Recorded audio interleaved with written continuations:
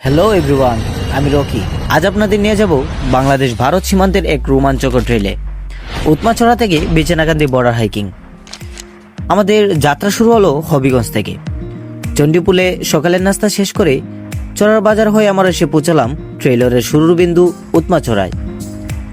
মাইলের পর মাইল চড়ানো সাদা পাথর আর মেঘালয়ের স্বচ্ছ জলধারা দেখে চোখ জুড়িয়ে গেল।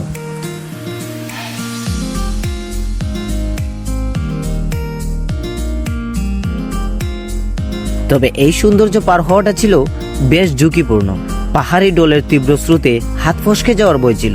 আমরা একে অপরের হাত শক্ত করে ধরে অত্যন্ত সতর্কতার সাথে এই প্রথম ধাপটি পার হলাম।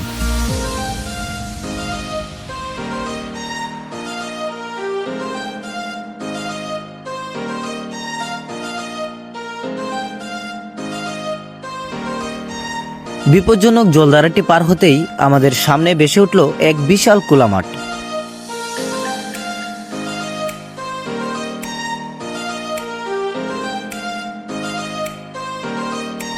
এক পাশে বিস্তীর্ণ সবুজ মাঠ আর অন্য পাশে পাহাড়ের গা বেয়ে মেঘেদের ভেসে বেড়ানো।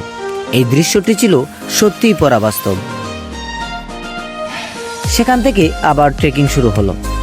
গ্রামীণ মেঠোপথ, নদী নালা আর ধানের জমির আইল পার হয়ে আমরা এসে পৌঁছালাম তুরংচড়ায়। দূর পাহাড় থেকে বয়ে আসা ঝর্ণার স্ফটিকের মতো শীতল পানিতে স্নান করে আমাদের সব ক্লান্তি যেন এক নিমিষেই দূর হয়ে গেল।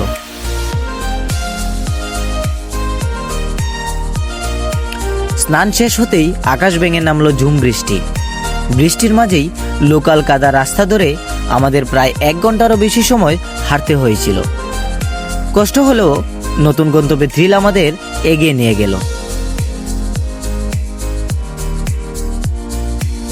অবশেষে আমরা এসে পৌঁছালাম বাংলাদেশ ভারত সীমান্তের কোল ঘেঁষে থাকা একটি অসাধারণ সুন্দর খোলা মাঠে।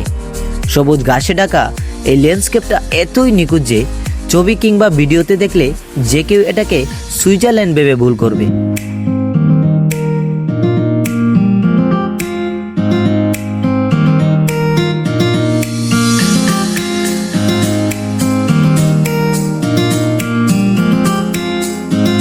সীমান্তের মাঠ থেকে দীর্ঘ পথ হেঁটে আমরা এসে পৌঁছালাম আমাদের চূড়ান্ত গন্তব্য বিছানাকান্দিতে। শরীর ভীষণ ক্লান্ত থাকলেও এখানকার পাথুরে জলধারা আর মেঘের লুকোচুরি মনটাকে চাঙ্গা করে দিল। বৃষ্টিতে ভেজার কারণে এখানে আর স্নান না করে ফ্রেশ হয়ে নিলাম। এরপর জলধারার পাশেই একটি লোকাল রেস্টুরেন্টে সম্পূর্ণ ঘরোয়া পরিবেশে দুপুরের লাঞ্চটা তৃপ্তি সহকারে শেষ করলাম।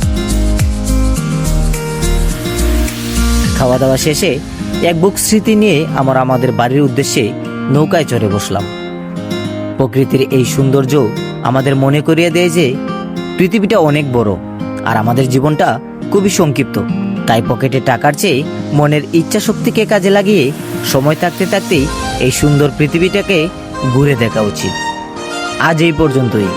দেখা হবে নতুন কোনো রোমাঞ্চকর ট্রেলে। ততক্ষণে সবাই ভালো থাকবেন, সুস্থ থাকবেন। ধন্যবাদ।